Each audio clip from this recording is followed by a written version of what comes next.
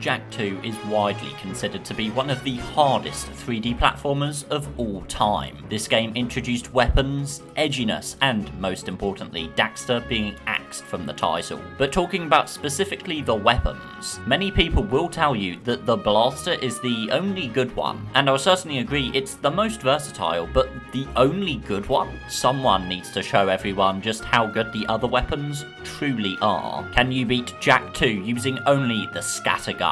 This challenge was requested by Bento Baker Primordius, so thank you for the amazing challenge idea. Due to the insane length of this video, I've broken it down into acts to provide easy in points if you want to watch the rest of the video later, or if you want to binge it all at once. On top of that, I'm introducing this baby. Try to comment your guess on the amount of deaths we're going to have down below. IGN would say there's a little something for everyone. We'll just really quickly go over the challenge guidelines. We will only be allowed to defeat enemies using the scattergun, which means no punching and kicking, no dark Jak, none of that. This also includes destroying boxes. I did allow us to be able to run over enemies because, I mean, come on, running over civilians is what makes this game fun. We also can use punches and kicks for traversal, but if we hit an enemy or box, we need to reload the save file. We will also not be allowing the speedrun trick called percentage warping. I normally do allow skips, but this trick allows you to skip 2/3 of the entire game, which is a little too OP. Hey, this is edited me. The turret sections won't be counted either, as we're just talking about the run and gun gameplay, but there's only 2 of them anyways. By the way, whenever you see demo in the top left, this is extra footage I've collected in editing to further highlight a point I'm making. We've also got a bonus challenge. Because there is no kill quite like Overkill, we will be playing on Hero Mode, the super hard difficulty for an already super hard game. Just to summarise, we can only defeat enemies with the scattergun, we can only use our melee options for traversal, and no percentage warping. And for the bonus challenge, we must complete the game on Hero Mode. Let me know if you want to see me do the same for the other weapons too in the other Jak games, because I can tell you right now, not only was this the hardest challenge I've done so far, but it was also one of the most fun and strategic. This could have a serious impact on the lady factor. We open with Jak, Daxter, Kira, and Samos. They've transported the super secret precursor artifact they found at the end of the first game, somehow with only 89 power cells. Oops. They use it and get separated. Jak and Daxter awake in some futuristic city before Jak immediately gets kidnapped. After Daxter gets his own game, we see that Mr. Krabs, Baron Praxis, has been torturing Jak for 2 years, injecting him with mass amounts of dark eco. The same thing that turned Daxter into, that. Oh, he's about to say his first words. I'm gonna kill Praxis! Now that Jak is out of that chair, we can now escape the prison. Now, Hero Mode does add a few things. For a start, Jak begins the game with all 4 base weapons, but he doesn't have access to the weapon upgrades or jet board. Enemies have roughly 50% more health, and now all attacks will deal 2 pips of damage instead of the smaller attacks only dealing 1. We do defeat a few Crimson Guards that now take 3 to 4 hits with the scattergun before I then realise something terrible. The scattergun casually is really good because you can combo your punches and kicks with it, but obviously we can't do that, meaning that the versatility of this weapon has decreased substantially, and Jesus, the reload here is abysmal now. We do get through it, and even collect all 8 precursor orbs, though we will not be allowing any cheats for obvious reasons. We don't wander the streets for long until we meet a sweet old man. May I help? You look like a reasonably smart man. I'm sure he totally isn't evil or anything. Just then the Crimson Guards come in ready to round everyone up. I was originally quite worried here. We defeat a few of the guards and Jak will auto-transform into Dark Jak, where we cannot use weapons. Luckily we can just run around for a few seconds, and Jak will just turn back to normal, letting us defeat the rest of the enemies with the scattergun. We then meet Torn, and if we want to join their underground movement, we're going to need to bring back a banner in Dead Town. We reach the ruins of Dead Town. Luckily the only enemies here are frogs. In some bad news however, because the game doesn't normally expect us to have the scattergun yet, the ammo doesn't drop in crates, meaning that every piece of ammo we use at the moment, we aren't getting back.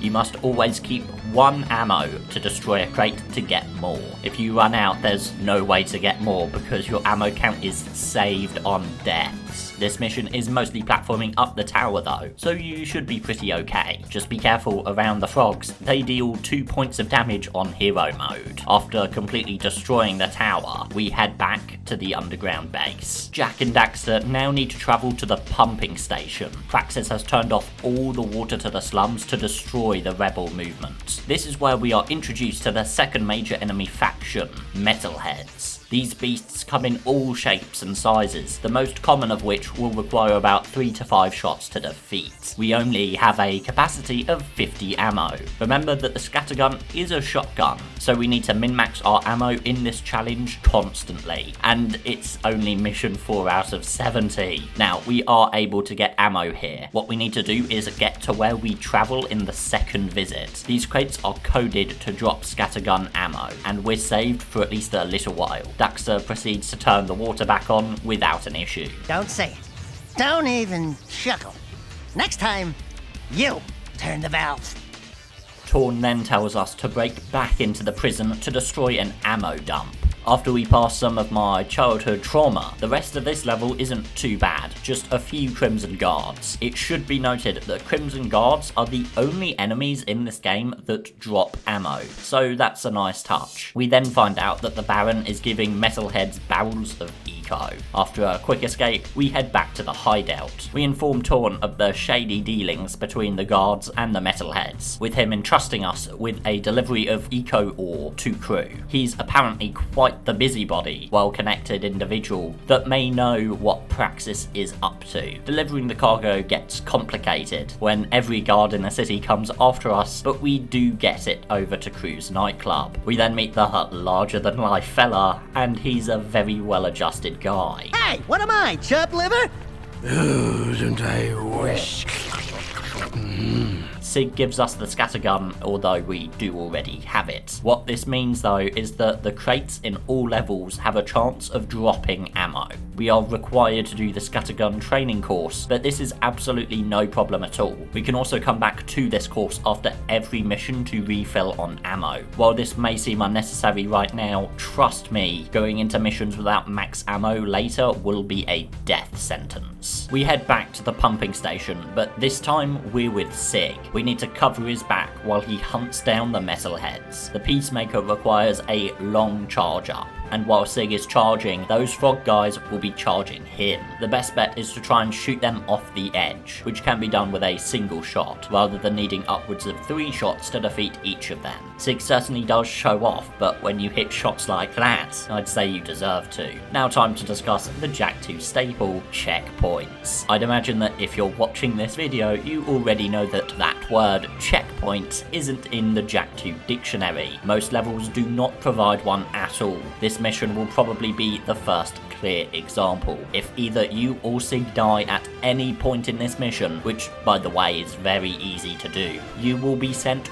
right back to the beginning of this 15 to 20 minute level, and as discussed, you won't get your ammo back. Oh dear god. Halfway through the level, Sig's gun will jam. Luckily, this is time-based and not kill-based. Double luckily, more enemies won't spawn in until you have defeated these Metalheads. So just keep them away from Sig for about 20 to 30 seconds, and Sig will get his gun working again. After one final charge up, the mission is then completed. We next need to destroy 4 turrets down in the sewers. This is a pretty vanilla level, as all we need to worry about is destroying those turrets. The Metalheads do take a lot of ammo to defeat, but due to the very boxed in level design, it's very easy to shoot at groups of enemies, so you shouldn't have an issue here at all. We head back to Crew for a stunning revelation. What is that horrible smell?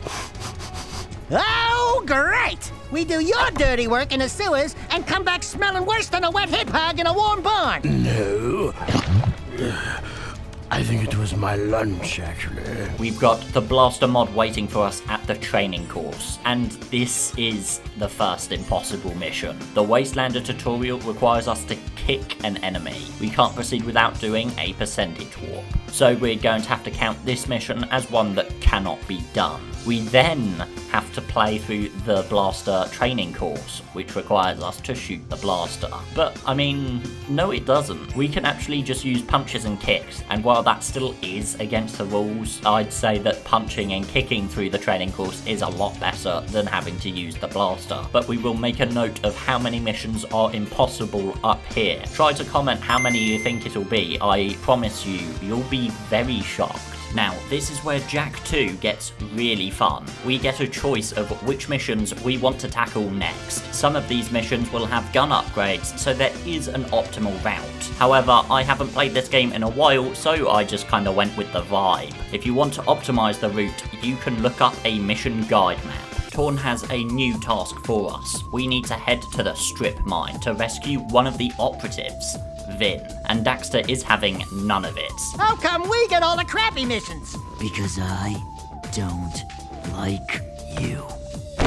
Fair enough. The strip mine is full of countless metalheads that will rush you constantly. The scorpion metalheads are by far the biggest threat. They move very quickly and they are in groups. Due to hero mode, each one will attack you for 2 hits instead of 1. However, they are taken down in a single shot with the scattergun. We need to make sure we min-max this ammo, as this level easily has the largest number of enemies so far. There are all kinds of metalheads here. We've got the metalhead brutes from the sewers, and these new flying bomb lobbing metalheads. We need to be paying attention constantly to make our way to Vin, and he is quite rightly terrified, but we do get him back to safety. Immediately after saving Vin, he tells us to go out to the drill platform. We're going to need to use these turrets to take out metalhead eggs, which is pretty fun. I always love turret sections like these. This is where we are introduced to shield enemies. Normally these guys are easy, just use the blaster, but obviously we can't do that. These guys will go down in a single shot, so if you do get hit by one of their attacks, commit and charge him. The small spinny enemies come in groups, but they die in a single hit, and we have a shotgun. You can normally hang out on an edge and wait for them to come to you. After a few more eggs, we've cleared the drill platform of metalheads. Torn needs us to help one of his Crimson Guard buddies at the pumping station. While he's giving the rundown, Daxter's doing whatever the hell this is. Stop that! This is serious, you moron. Wha? That's right. Don't mess with the sugar. This visit to the pumping station introduces these metalheads. These metalheads all have different names, but I'm just gonna call them Titans. These guys have a medium range rapid blast of a few shots. We can finagle our way to the side of them, and when they're firing, they can't change the direction. That's our opening. Unfortunately, these guys come in groups of up to 4, so nah, our best bet is to simply avoid them. Now, get ready for easily one of the hardest missions in the game. For a start, take out all but one of these metalheads here, and retrace slightly back for ammo. You're going to need it. We then meet Ashlyn, Torn's Crimson Guard buddy, before we are ambushed with wave after wave of metalheads. These will be 2 types, the Zappy Zap guys, who are a menace in close range, and the Titan metalheads. On top of that, we also need to defend Ashlyn from these enemies, as just like Sig, she has a health bar. Ashlyn is a little better than Sig, as she will attempt to dodge enemy attacks, but simply relying on her will not be enough. We also don't have enough ammo to defeat these metalheads by ourselves, even with min-maxing. And just a reminder, we die in 4 hits, and this game doesn't understand invincibility frames. We can get bodied in literal seconds. Now, this did take a while, but I did formulate some form of plan. The Titan enemies' projectiles can damage other metalheads too. Using the scattergun to throw enemies back and stagger them, we can line up lots of enemies, including other Titans, to be defeated by these projectiles. Once one is defeated, another will quickly jump down from above, so we need to be hyper-focused on everything. This is definitely a very dangerous strategy, and we did die a few times, but eventually luck will bless you just long enough to just barely get through this level. Afterwards, Ashlyn gives us a security pass to enter more parts of the city. We meet Onin and her bird interpreter, who tells us to collect 3 artifacts from the mountain temple. This is by far one of my favourite levels in the game. It's such a cool location, the music is so calming, and there's lots of different things to do. The new metalhead enemy here are these little guys that hop around in groups, and obviously the scattergun is very effective against them. We do have one obstacle, well, 3 to be precise. These massive metalheads will be guarding each of the artifacts. After dodging them, they will reveal their weak point on their stomach. We've got to get very close, shoot once, and roll away. It might look like we aren't dealing damage, but after a few minutes of this, they just barely go down. Be sure to go into each of these 3 fights with full ammo because you will need it. We collect all 3 artifacts, and Daxter seems to like this one specifically. This puppy's got some vibration to it. This baby will put a smile on your face. What the fuck? We visit Crew and he wants us to race for a team in the Haven City class races. To prove our worth, we need to race to the other side of the city in less than 3 minutes. Now, normally if you take this mission first, you need to race through here. But because we did all those other missions first, we actually unlocked all of Haven City in the process, allowing us to take a shortcut through the center of the city, making this race significantly easier. We then get to try out the jetboard, which is genuinely the most fun thing to control in any game ever, and you're not allowed to disagree with that. After getting enough score by combining tricks and flips, we get some vital information. We can climb the Baron's Palace if we can power up one of the support tower's elevators. Crew then wants us to collect some money bags while Daxter drinks on the job. I sometimes feel... We only have a short amount of time to collect each bag, and on top of that, the guards will be hounding us constantly. But it's pretty easy, all things considered. We bring the bags to Crew and he gives us our first gun mod. This one will increase the scattergun's rate of fire. The weapon is now viable at last. But Crew's feeling a little sleepy, so we leave him be for now. I need my beauty nap. Trust me, brother. There aren't enough hours in the day. We know exactly who can help us with the support tower's elevator, Vin. He tells us it's possible, but we will need to activate 5 buttons around the city. But of course, those buttons are guarded by turrets that will shoot us dead when we get close. They go down in a single shot, but obviously the guards are onto us too. So we need to do this quickly. This isn't too bad as the turret has a slight delay when shooting, leaving it open for a swift scattergun shot. With the elevator fully powered, we can now traverse across the support wires to get to the palace. And yeah, I take it back, this is the coolest level in the game. This level is pretty easy to get through as it's mostly platforming. There are a couple turrets, but we can blow those up with a single shot. We find out that Praxis is making deals with the metalheads, but thanks to Daxter, we get detected by the Baron. This is the first boss fight in the game. Praxis will fly at range while shooting at us. This is obviously out of range of the scattergun. This boss is normally quite easy. You just use the blaster while dodging. Now, this is a bit tight, but when he's refueling, you can high jump and shoot, which just barely gets him in range. There are a few spots he will go to while shooting that you can reach. Approach him from the left or right to dodge his rapid fire attack. In phase 2, he will use a far easier attack to dodge,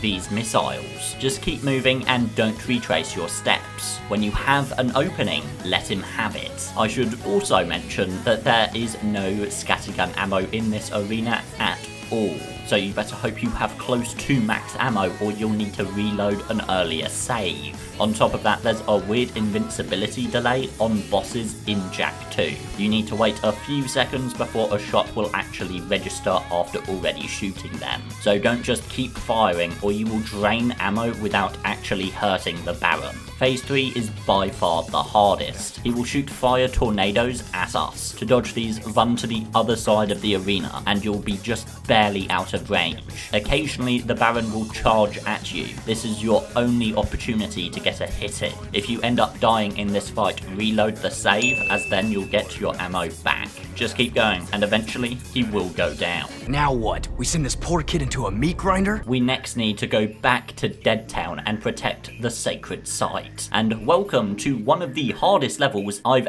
ever played in any challenge run ever. I'm not joking when I tell you that this individual mission delayed the video by a week.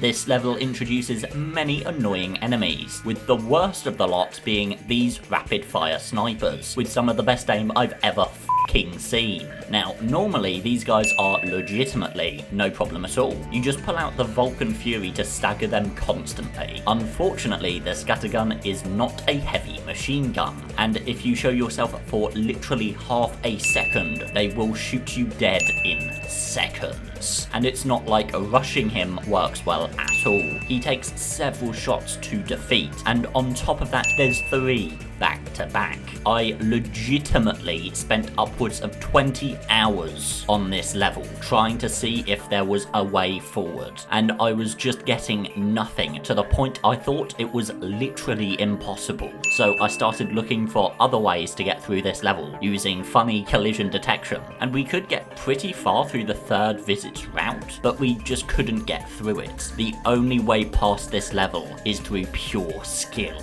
If we knock enemies into water with the scattergun, it will insta-kill them. So our goal for the lobbing enemies is to shoot them into the water rather than spend lots of ammo. We need to make sure we don't take a single piece of damage before running into the snipers. And don't get discouraged because, yeah, I died a lot here. But eventually, somehow, luck blesses me, we get past the 3 snipers. After that, we just need to fight a few enemies and... No! No! If you do not defeat these 2 enemies, the level will not finish. Please make sure you have enough ammo, as this mission is very stingy with it. After hitting about 30 ammo, backtrack to the earlier platform and destroy the crates to min-max the ammo. All that remains is to get past the 3 snipers again. And after, I kid you not, 23 hours, we beat the mission and find out that this isn't a different world. It's the future. After the hell we just endured in Dead Town, the leader of the underground has finally decided we're worthy enough to meet, and the shadow is Samos, but he definitely doesn't seem to know who we are. Sorry, kid. Never seen you before. And I never forget a face, especially one that ugly. So it begins. Samos wants us to hunt down some scout metalheads in Haven Forest. To do this, we've been given the jetboard permanently. This will give us the speed necessary to catch up to and defeat the metalheads. We don't even use a weapon in this mission. Continuing the use of our new jetboard, we need to go to the port and destroy 16 listening posts for crew. Even with the 2-minute time limit, this mission is very easy. We are then thrown into another pretty tough mission. We need to escort the kid back to core. We even get introduced to the best character in the game, the Crocodog. Oh, isn't he sweet?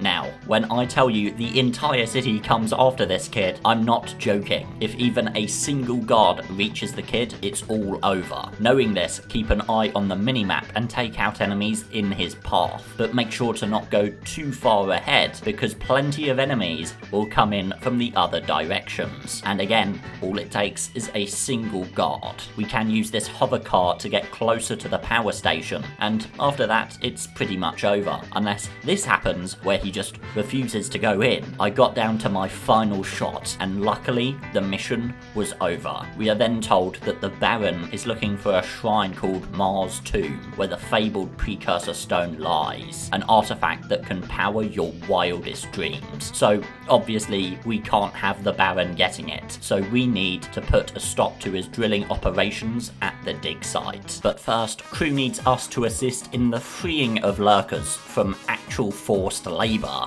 You mean the slave trade? I prefer freedom challenged. Oh, it lifts my spirit to help those in need. And I need his money. To assist us in this endeavour, we get another gun upgrade. This one doubles our scattergun ammo count, giving us a new total of 100 shots. I must tell you, that would have been very useful 5 minutes ago. Now, actually saving these lurkers can prove challenging. We need to destroy these 3 transports. This can be done with the scattergun, but on the final shot, the transport will explode, which can damage us. And obviously, the scattergun is a very short-range weapon, so 9 out of 10 times it will damage us. Now, I got very lucky here because the explosion actually destroyed the other transport nearby too, which basically just saved me from taking an extra piece of damage. The guards are on our tails constantly, but this is a very doable mission, and Daxter gets his sweet reward. We next find ourselves teaming back up with Ashlyn to stop a metalhead sneak attack in the bazaar. Unlike the ambush at the pumping station, this assault is a lot easier. For a start, we now have double the ammo, and second, there aren't any Titan metalheads, just the short range ones, so this should be pretty easy. We arrive at the dig, and we need to sabotage the Baron's operations. We essentially need to grind on lots of rails, which will disconnect the drill's support cables. This sounds like it would be pretty easy, until you find out that there are hundreds of Crimson guards all over this drill. These guards, I think, are the only ones that don't shock or shoot. They instead shoot grenades at you, so you at least have a cue. We can do one of 2 things. We can go slow and take out all the guards and then grind the rails, or the far cooler strategy of jumping between those grenades, and through our sheer jetboard skill, destroy the drill. Crew tells us a terrible tale of his team of men getting swept away in the sewers and never returning. That's terrible. Yes, a tragic loss. I've missed that statue ever since. We need to drain the water from the sewers, allowing us to enter the lower areas. We do this by, again, using our new jetboard. We will need to dodge mines that for some reason are in the sewer system, before finding an artifact called Mars Ruby Key, and Daxter vents for a quick second. Where would you be without me, eh, Dax? Well, Jack, I probably wouldn't be 2 feet tall, fuzzy, and running around in a sewer without a pair of pants. God, I miss pants. Vin wants us to travel back to the strip mine to blow up 6 eco-wells with plasmite bombs. Of course, Daxter accidentally activates all of them, and Vin definitely has the expected reaction. Don't move! On second thought, move! We have only 2 minutes to get all 6 eco-wells, and while this mission is no different in this challenge, that doesn't mean it's easy. This is one of the hardest levels in the entire game. Not only do we have to get each well, but we also need to have enough speed to actually throw the bomb in. And the strip mine is a very rocky place where you can lose speed very quickly. Now, getting the first 5 wells isn't too hard, as they're all located right next to each other. It's the 6th well that'll make you cry. You can see on the map that it's completely separated from the other 5, which would be an issue anyway. It's this fucking conveyor that'll get you raging. This thing moves so slowly that the conveyor alone will require 30 seconds of your 2-minute timer, let alone the other wells you have to do perfectly. However, you can actually skip all of the conveyor by jetboarding up its final support tower, and like, what? How am I only finding out about this now? This saves so much time and makes this mission considerably easier. Please tell me other people didn't know you could do this. But with our conveyor skipping tech, we blow up all 6 eco-wells. The second visit to the drill platform is considered to be one of the hardest levels in this game. But, as mentioned before, I love turret sections, and honestly guys, it's not too bad anyways. The first turret has you destroying 40 Crimson guards. Just keep track of the oldest ones and defeat them first, before moving on to the next group.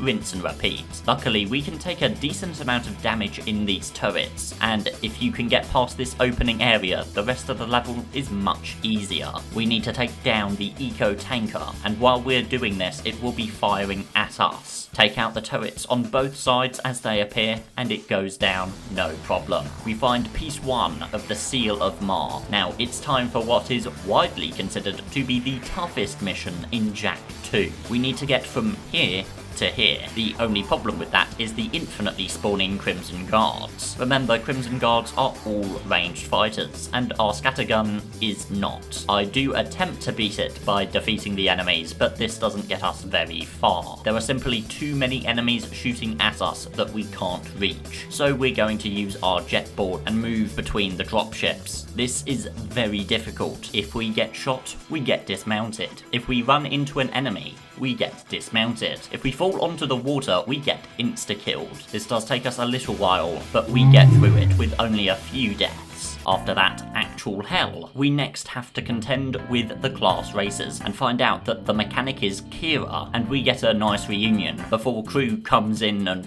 what? Just for reference, he journeyed from the port to here. He travelled that far. Whatever, I'm not getting into the science of that. This video's long enough already. Lots of people hate these races with a passion, and I can definitely understand why. They're pretty difficult. But you have to remember, I'm one of those freaks that love when 3D platformers do something different for a little bit. Now, that only applies if it's lots of different stuff and not, you know, vehicle gameplay for 50% of the game. That's where I draw the line.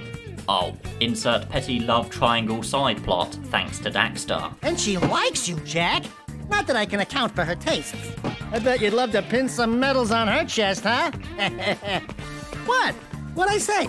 What did you say, Jak? We are then told there's another piece of Mars seal at the dig. We return to the dig to find that piece of Mars. The metalheads have all moved back into the caves and have even made structures. The first half of this level has us finding 5 switches to open the path forward. This is not really much of a problem. The things that are, however, are the bomb-lobbing enemies we last saw in Dead Town. Due to the far more open design of the dig, these enemies can hit us from way far away. The best bet here is to dodge left and right while roll jumping. Luckily, a single blast should knock them off the platform for an easy kill. We then get to do a bit of platforming, and hey, those are lurker balloons from Jak 1. That's pretty cool. Luckily, we have hit a checkpoint, so if you die in the platforming bits, like I did, you don't have to worry about doing the first half over. Daxter is not going to collect another thing for us, so we collect the seal piece. Even so, Daxter is the one getting punished. It's a curse, isn't it? Torn calls us back to the hideout. The Baron has created an elite squad of Hellcat cruisers that we need to take down. There's a total of 5 cruisers to take down. They are located in the slums and industrial districts. Taking these down is actually hell. We run into the same issues here as we did in the Lurker mission, where we need to be right up against the vehicle to destroy it. But this ends up with us being blown up too. Now, the way I got around this was to keep shooting rapidly until the Hellcat is on fire, brake, and shoot as far away as you can. This, for me, was enough to reliably destroy them. You need to keep the Hellcat on screen though. If it turns a corner, it will regain its full health back, and we don't have the ammo to be dealing with that. If this wasn't hard enough, of course every guard in the city is going to come after you. And the Hellcat itself has a turret on it too. This takes a good few tries, but we do eventually make it through. Daxter tells his tall tales of single-handedly defeating armies of metalheads, and Sig seems to be quite impressed by this. So he tells Jak and Daxter to go back to Haven Forest to hunt down 40 camo metalheads. And if you couldn't guess, we'll be the ones doing the work. I was originally very worried, as there are a great many of these enemies, and I knew that 100 ammo would not be enough. Luckily, there is a little ammo around. Now, the biggest issue here is simply finding these damn things. Try to trace where the bullets are coming from, or try to look for the light golden glows. In the first area, shooting the enemies into the river or off this hill will insta-kill them, saving about 3 to 4 rounds, so do this where you can. There are also camo titans, oh boy. So long as you remain constantly aware of your surroundings, you should be fine. That didn't stop me from losing one of them somewhere. After about 5 minutes of searching, I just reset and did the mission again.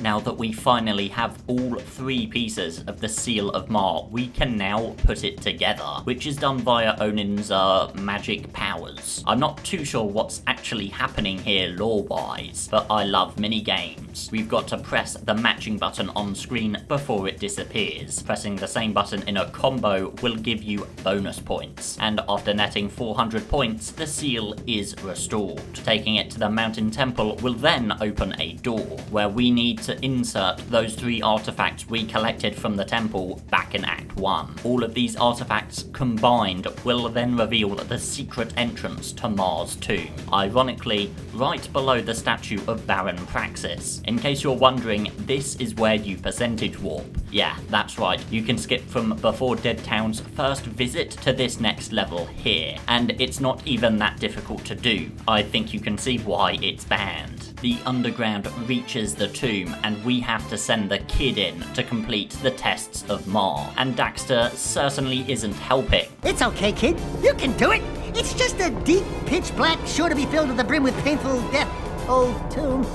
I wouldn't go in there. Before he can enter, the kid is rejected, being far too young to complete this death course. At least the precursor gods are looking out for him. But we need that precursor stone, which means that Jak and Daxter are going to have to tackle this one. This level shockingly has very few enemies. This is a platforming test above all else. We even play as Daxter, running away from the stuff of nightmares in a very Crash Bandicoot inspired section, and they both get separated.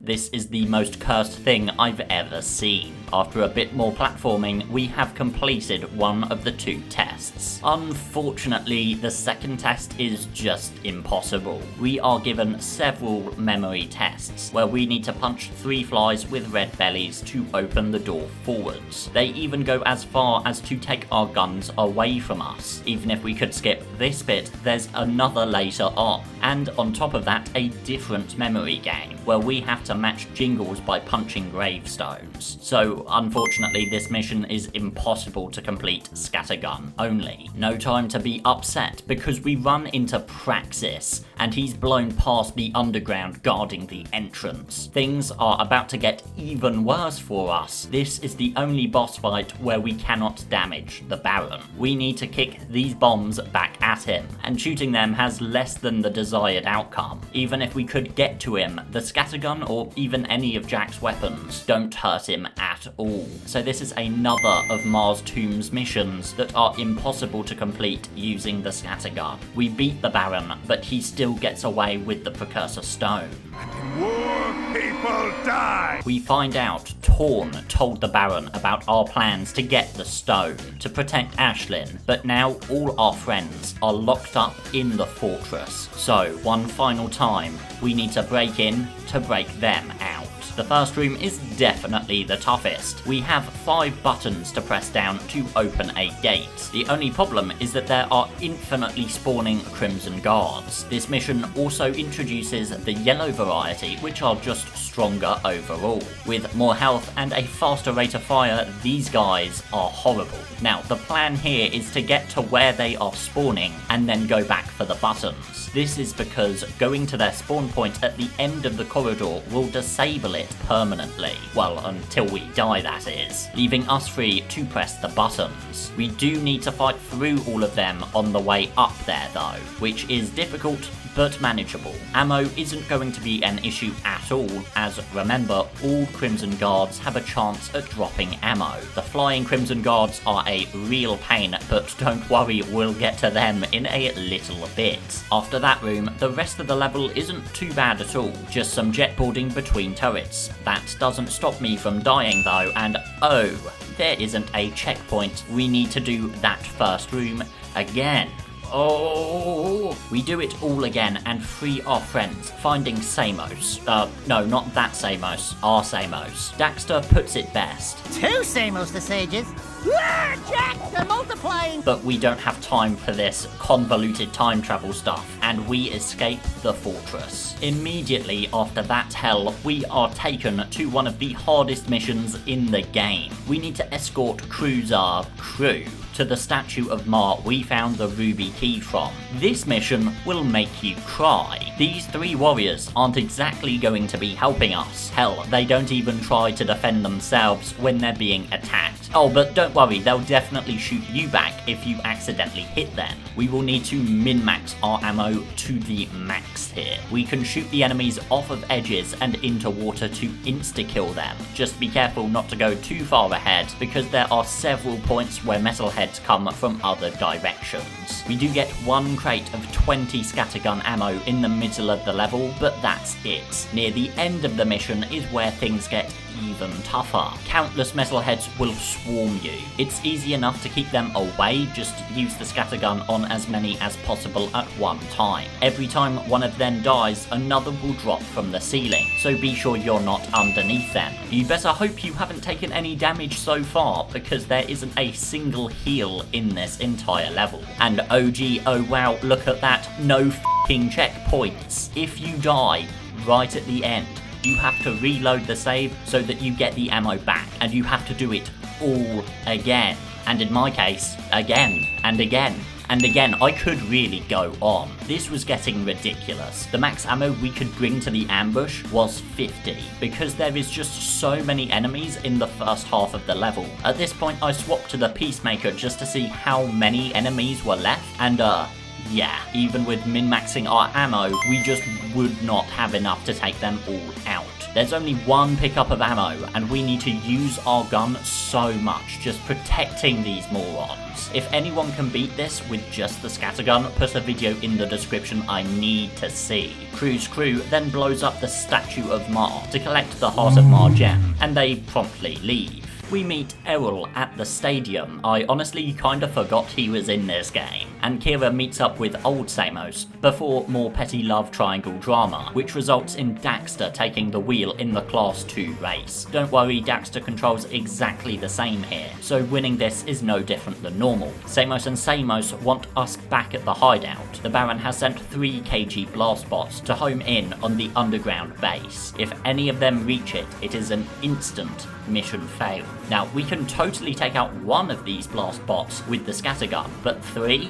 There's no chance. Each one takes so much ammo to defeat that we would need to defeat loads of guards to get that ammo back. This is time we cannot afford to lose. By the time one of them is defeated and before we even get our ammo back, the other 2 are already halfway there. So we'll have to use our other more powerful weapons here, unfortunately. We meet with Crew, who wants us to throw the championship race, with Jak obviously refusing. Errol seems a little outraged, which is fitting. I'm pretty outraged with his haircut. What even is that? And he wants us to race him around the city. This is no different than a normal playthrough, but is still one of the hardest missions anyway. We need to hit every single ring on the track and beat Errol in this race. Luckily for me, his AI pathfinding bugged the hell out, making him go backwards for a few seconds, netting me an easy win. Don't get too cocky, outlaw.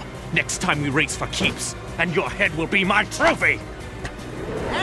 Blow it out your ear! You were bottle-fed, weren't you? We now need to reach Samos's hut in Dead Town. To do this, we need to use the Titan suit. Now, punching down walls is allowed, but we need to get out to defeat metalheads. Honestly, this isn't too bad. No, we ain't doing this shit again. We need to find another way up to that hut, and we've got one. Now, we can't use our trademarked funny collision detection on the walls and floors in this game, but who said we need walls? We can just fly in the air. A cool piece of speedrun tech for Jak 2 is this infinite jetboard trick. This trick is hard to get the hang of, but with a little practice, it's very repeatable. Jump and move the left analog stick right slightly while holding L1. Still holding L1. Move the stick fully up and now mash L1. If you've done this correctly, you will now be gaining infinite height. Doing this, we can get to the end of the last mission. Line up like this and do the trick again to get to the end of this mission. And then one final time to hit the end level trigger on Samos's hut, where we collect the life seed. It's fair to say that by bringing your younger self the life seed now,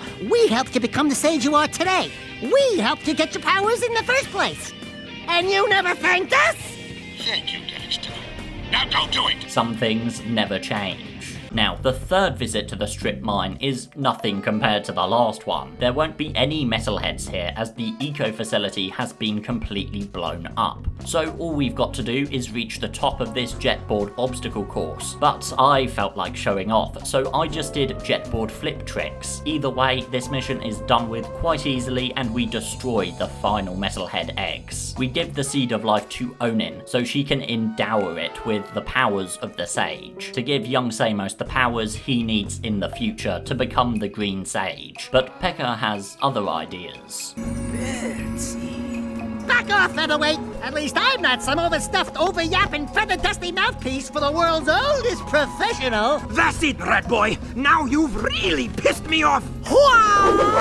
We give the Life Seed to young Samos to give him the powers of the Sage that he later becomes. But the Baron's guards are onto us. I hope you're ready for another ridiculously impossible mission. The good news is that because we're fighting Crimson Guards, we will not have to worry about ammo. The bad news is this level is still insanely hard anyway. Samos has a health bar, so we need to be protecting him by running back and forth between openings. It's the flying Crimson Guards that make this level tough. They will be flying out of range for most of the level and will be shooting you constantly with pinpoint accuracy. We can rush the first two as they spawn in, which I highly recommend you do, but they quickly get replaced by more. I did figure out a repeatable way to dodge them. They will make a distinct click sound once they've reloaded. When you hear this, take cover behind the massive fence/wall. This isn't a guarantee you won't take damage, but in my experience it blocks 90% of shots. You will die a lot here, but eventually the foot soldiers will stop spawning in.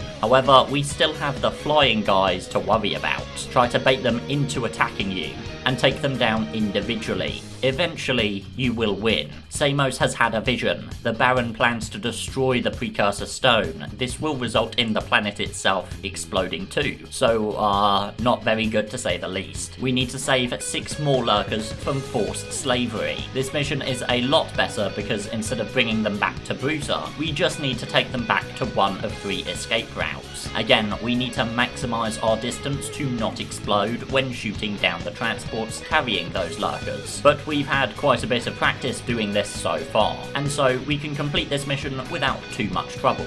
Hey, I recognise those two. Core sends us out to the drill platform one final time. Luckily, we can dismount to defeat enemies, and then proceed with the mech. We need to destroy a few computers at the end, but there are only a few enemies. Again, jump out to defeat them and continue the mission with the mech. After destroying the computers, we need to escape the tower, which is remarkably easy, and with that the drill platform has been destroyed. Kira reveals her secret project she's been working on all this time, and it's a duplicate Rift Rider, the same device that brought them all here at the beginning. But she's still looking for 2 final artifacts, the Heart of Ma and Time Map. And we know that Crew has the Heart of Ma from that one sewers mission from a little bit ago. But first, we need to win the first class race, and Jak and Kira finally make up. Jesus, what an unnecessary arc. And here we meet Errol, and things definitely get a little adults only for a second. I want you! This race on paper is supposed to be the hardest in the game. I don't know what is up with mine, because the Errol pathfinding AI bugs out here too, and he dies on the track.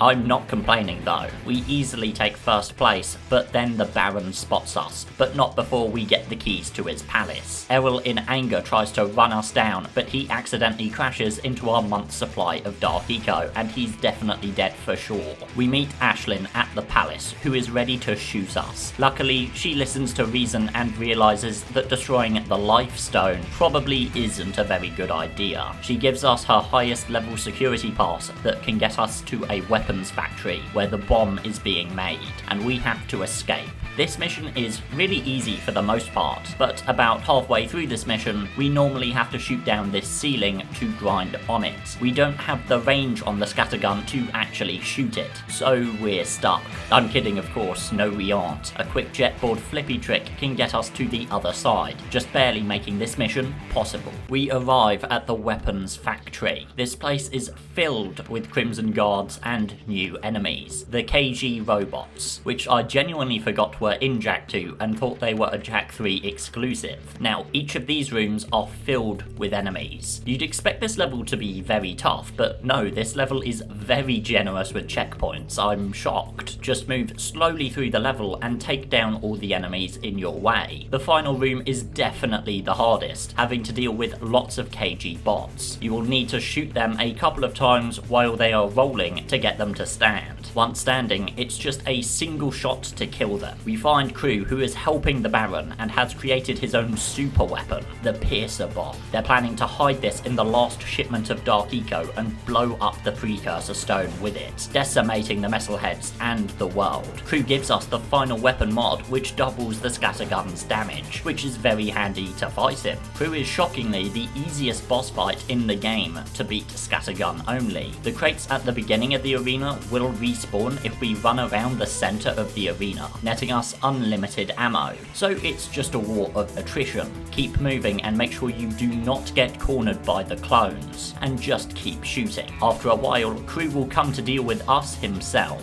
This is the easiest part of the fight. Base him into attacking us and keep shooting. This will stagger him, making him unable to get another attack on us. Repeat a couple of times for each phase, and after getting the Heart of Mar from him, we watch him explode. We go back to Crew's nightclub to find out that he put another Precursor artifact inside his Metalhead Mash game. All we need to do is get 1,500 points, which is pretty easy. It's then revealed that Metalheads have found their way into the city, and all-out war has broken out. This is a necessary Titan suit level. We need to travel underneath the port to find Sig deep inside. Unfortunately, due to us being underwater, we can't leave the mech and defeat the enemies, like we did on the drill platform. So just don't defeat the enemies. We can get past most of these octopus guys by moving around them, or running past them. After a single death, we get past it, but we aren't finished just yet. Sig claims that Crew set him up, opening lots of old passages that the Metalheads used to invade the city, and we need to get back to the surface. There aren't too many enemies here. We're mostly focused on shooting these boxes into positions for puzzles, and then running from the giant Metalhead, and then Sig dies. So, what's plan B? Kira has finally finished the Rift Rider, but it is revealed that the portal they need to use is located deep within the Metalhead nest. Just then, Bruta comes to the rescue with his balloons. But now we need to defend Samos and Samos from a Metalhead onslaught. As they move the Rift Rider over to the balloons, like, why couldn't you have just landed it a little closer? Anyway, this isn't too bad with our increased damage. That doesn't mean it's easy though. The game is going to throw countless Metalheads at you, and once one gets to Samos, he will drop the Rift Rider and take ages to get back up, leaving him very vulnerable to other Metalheads. Just keep an eye on the minimap to see where they're coming from, and don't shoot to kill, shoot to knock the enemies back. The team other than Jak and Daxter escape via balloon and will meet us inside the Metalhead nest. We travel to the construction site where we intercept the Baron and Core, who turns out to be the Metalhead leader. Who saw that coming? He demands the location of the Precursor Stone and then proceeds to kill the Baron, with him giving us the Precursor Stone. We reach the Metalhead nest. This place is swarming with all kinds of new Metalheads. Now, the Metalhead nest itself isn't too bad really. The Scattergun's wide shots can really stop most of the small jumping enemies from getting us. It's literally everything else here that'll be a challenge. Several Metalheads will take upwards of 10 shots, not to mention the massive Metalheads that are impossible to kill. But the true issues don't come up until the end. Be sure to skip this cutscene before Jak uses Mars' gun, invalidating the entire run. We head into the inner nest where we find Core, and this fight is impossible, on hero mode at least. Metal Core has too much health for us to beat him. The annoying thing is we can hit him. With high jumps, we can just barely hit his tail, and we can get pretty far in his health bar too. But unfortunately, these crates are all hard-coded to drop blaster ammo, and not scattergun ammo. I even tried doing flippy tricks to leave the arena and get more ammo from earlier, but the rest of the level has been deloaded. So with one final mission fail, we defeat Metalcore and save the kid, gifting the Rift Rider to young Samos and young Jak to fulfill the legacy we have just fulfilled today. And the Jak 2 Scattergun only challenge is complete. Well, that sure was a long video. Let's just go over the few missions we couldn't beat. We had 2 missions in Haven City, those missions being Beat Blaster Gun Course. This is a 100% impossible mission for obvious reasons. And the other was far later on, Protect Hideout from bomb bots, which due to the time limit is impossible. We had 2 missions in Mars Tomb, those being Pass the Second Test of Manhood and Defeat Baron in Mars Tomb. Both of these are no way, no how impossible, with us needing to punch and kick. We had one impossible mission in the sewers, Escort Men Through Sewers. This is likely the closest one that could potentially be possible if we could find some way of skipping the first half of the mission, but for now it's impossible. And the final mission we couldn't do was located in the Metalhead Nest, being the final mission in the game, destroy Metal Core at Nest. That's a total of 6 missions that we can't do scattergun only, and I'd say that is pretty impressive for what many consider to be the worst gun in the game. If you've watched this far and haven't, please subscribe, comment, like, and all that good stuff. We make this kind of content weekly, but I can't do it without your support. And let me know if you can complete any of these impossible final missions using our rule sets. Thank you to all YouTube members, I appreciate every single one of you. A specific thank you to Al Gore, Bento Baker Primordius, Friendly Neighborhood Lurker, Invigil, Multibrad X, No One, Vendor Games 012 on YTB, _XX Pitters 98XX _, and thank you for watching the full video.